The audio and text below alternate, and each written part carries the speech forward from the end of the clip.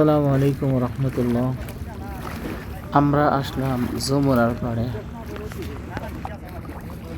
দেখলেই মনটা জুড়ে যায়। দেখেন কত সুন্দর নৌকা, এবং এখানে হাত মুখ ধুলাম, উজু করলাম, অনেক ভালো লাগলো, মনটা ফ্রেশ হয়ে গেল। তা আসলে মাঝে মধ্যে এরকম যাওয়া উচিত, গেলে পরে মনটা ভালো হয়, মনটা পরিষ্কার হয়।